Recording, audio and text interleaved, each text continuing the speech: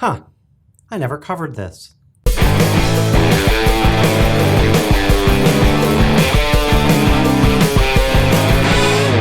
I really like sliders. Let me rephrase. I really like camera movement when it helps enhance the story visually. I've covered a lot about sliders, the ones I like, build quality, shown some sliding shots and so on. And the other day it hit me. The one thing I have never covered is how to use these and why. Duh, this is a Canon slider. Yours can be any slider, but this slider has everything I want in a slider for personal use. Your slider should have the following: a place to mount the camera or video head, and it needs to be stable, preferably made out of metal. If not, the camera will move, you'll be happy and not use the slider.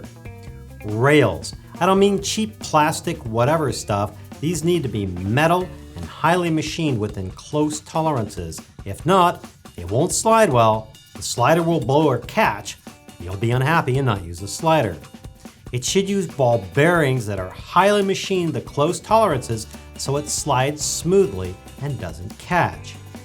Maybe yours doesn't have ball bearings. Okay, no matter what, just don't cheap out on a slider or you won't be happy.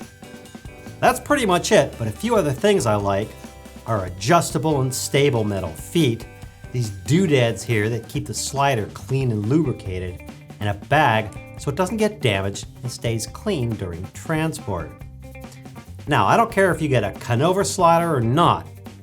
I like them because I've had them for years and they keep on working, and they are designed to be expandable, which means I can add stuff. But this episode is about sliders, and any slider that has the qualities I mentioned previously will do.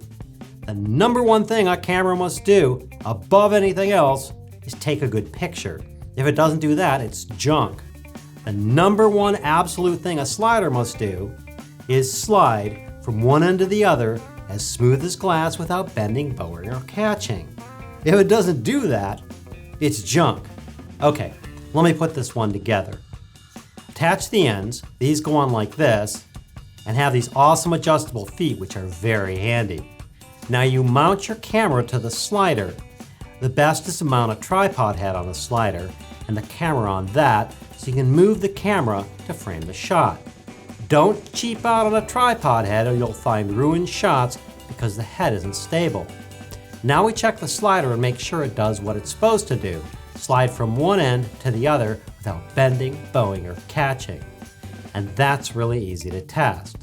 Set your slider on the ground or a sturdy table or something solid like a countertop.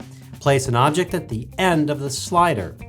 Unlock the slider and move the slider to the closest point from the object. Set your camera up to frame and focus on the object and move the slider to the other end of the rail. Start your camera. Now slowly move the slider toward the object and then move it backwards. Do this a couple more times back and forth and do it slowly. When you're satisfied, stop the camera and bring the footage into your computer. You should be able to watch the footage and see all the imperfections in the slider and whether it bows or catches or is shaking. So what if your footage does show bowing or catching or looks shaky? The first, as discussed, your slider sucks, or one of the things in between the slider and your camera is moving around. You just need to find out what it is, correct it, or get something better. The second is your hands are introducing shakes. There are a lot of wrong ways to use a slider in your hands, and I'll show you a few. If you have a tripod head with these arms sticking out, don't put pressure on them. You should be able to just touch and move the slider with one finger or your hand. Don't touch the camera to slide. This is also a big no-no as any movement in your hands transfers directly into the camera.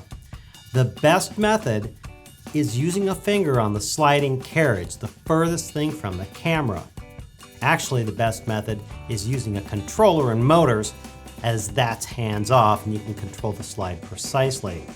There's nothing wrong with using your hands. When I'm doing this by hand, I gently place a finger on the carriage and another finger gently on the rail so I can control the movement. And I move it really, really slow. This is not the only way to do this, and many people have their own best way to control a slider. And that's fine. Whatever works for you, works for you. Use what's best for you. Just make sure to test your shots so you don't teach yourself how to do it wrong. The correct method of using your slider by hand is the one that looks smooth when you review it on the computer. And you need to practice a little bit using your slider. Now, sliders can be used to get all sorts of shots, the most common being side-to-side shot, also referred as a tracking shot. That's kind of a misnomer because a tracking shot by definition tracks along with something like a person walking. Lots of arguments on this one, but I don't think anyone would be confused by the term slider shot, so I'll just use that. The other shot is a dolly shot, where the camera moves in and out.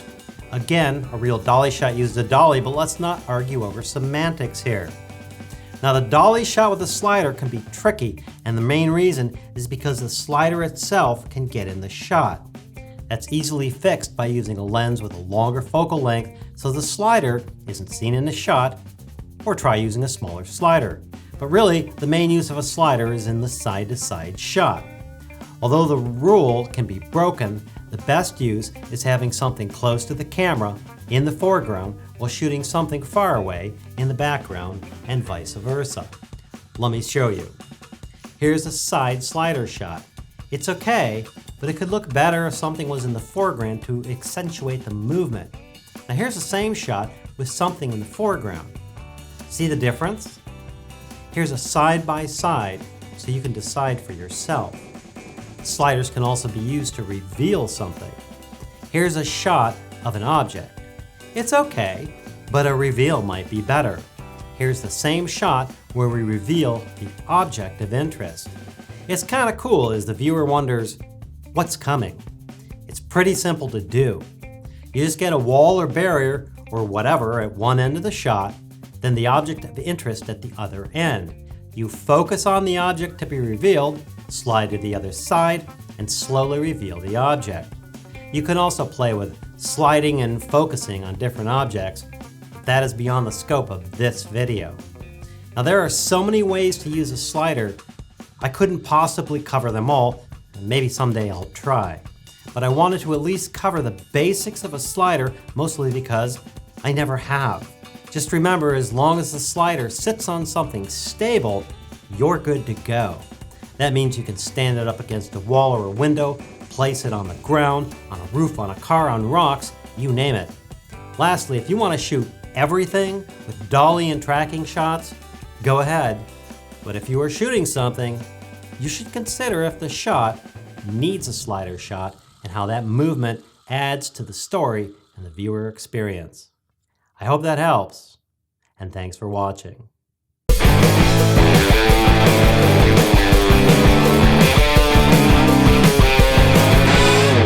Now you simply move these back and forth and then make sure, as I just did, that these bars come along and hit you in the stomach, because there's nothing better than a slider shot like that just hits you in the stomach. It's like a stomach shot. It's another type of shot, which is a stomach shot. And then you can move this thing over here. And yeah, I think we're not going to, cut.